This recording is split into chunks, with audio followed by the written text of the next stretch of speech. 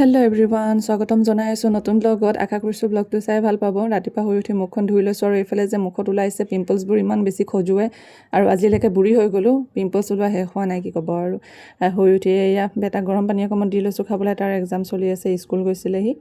তাক আজৰি কৰি কিনে মই এইফালে নিজৰ নাস্তা বনাই লৈছোঁ খাবলৈ কাৰণে। ৰাতিপুৱা সময়ত ৰুটিৰ লগত ৰঙা চাহখিনি দিলেহে মানে ৰুটিকেইটা খাব পাৰে। বৰ ৰাতিপুৱাও ৰুটি খাব নোৱাৰি যে, সেইকাৰণে।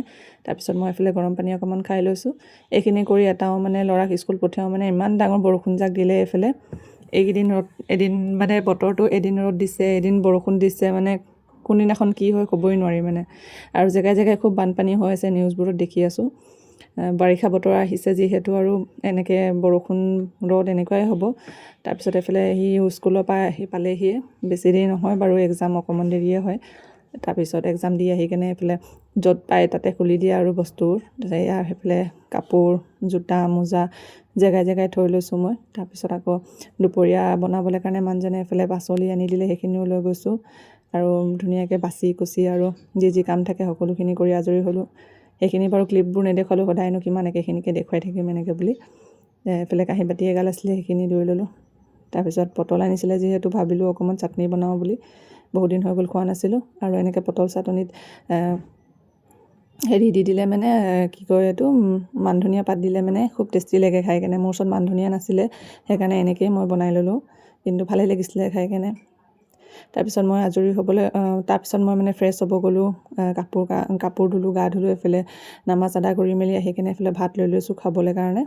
তাৰপিছত একেবাৰে পিছবেলা লগ পাইছোঁ, এইফালে ই হৈ উঠিলে। তাৰপিছত মাতিছোঁ মোৰ ওচৰত আহ বুলি, এই আহি কেনে বদমাচি কৰিছে। তাৰপিছত আকৌ কাণখনত হেনো পানী সোমাই আছে, সেয়ে মোক কৈ আছে। তাৰপিছত আকৌ হৈ উঠি কেনে এইফালে মোবাইল, এইফালে টেবুলখনৰ তলতে সোমাই মোবাইল চাই আছে। মই বোলো পানী এগিলাচ খাই লওঁ, এনেকৈ বুলি পানী এগিলাচ দিছোঁ খাবলৈ। তাৰপিছত গধূলি হৈ যায় দেখি মগিবৰ আজানে দিয়া সময় হ'ল আৰু মই সেই আগৰবাতি দুডাল জ্বলাই লৈছোঁ। মইতো কওঁৱেই গধূলি সময়ত আগৰবাতি জ্বলাই ল'লে মানে এনেই ভাল লাগে, এটা মানে কি গোন্ধ, আগৰবাতিৰ মানে গুড ভাইবছ নিচিনা লাগে। তাৰপিছত এইফালে কাপোৰখিনি অলপ বেয়া হৈ আছিলে, সেইখিনিও ঠিক কৰি ল'লোঁ। আৰু মই এইফালে আহিছোঁ পাকঘৰত গধূলি নাস্তা বনাবলৈ কাৰণে। ভাবিলোঁ পকৰি দুটামানকে বনাওঁ বুলি। পকৰি এইফালে চাহ বনাই লৈছোঁ, তাৰপিছত পকৰি এইফালে তেনেকৈয়ে আৰু নাস্তা খাই ল'লোঁ। কেতিয়াবা গধূলি সময়ত বৰষুণ বতৰত এনেকৈ পকৰি চাটনি থাকিলে মানে খাই খুব ভাল লাগে নহয়। মোৰ কিন্তু ভাল লাগে দেই তেনেকৈ খাই কেনে। তাৰ এইফালে বিস্কুট লৈ লৈছোঁ আৰু লগত খাবলৈ। তাৰপিছত তেনেকৈ যোৱাকালি দিনটো পাৰ কৰিলোঁ আৰু এইফালে চাহ তাহ খাই মেলি উঠি কেনে কিটচেন ৰুমটো খুব বেছি লেতেৰা হৈ আছিলে, সেইখিনি বোলো ঠিক ঠাক কৰি লওঁ এনেকৈ বুলি।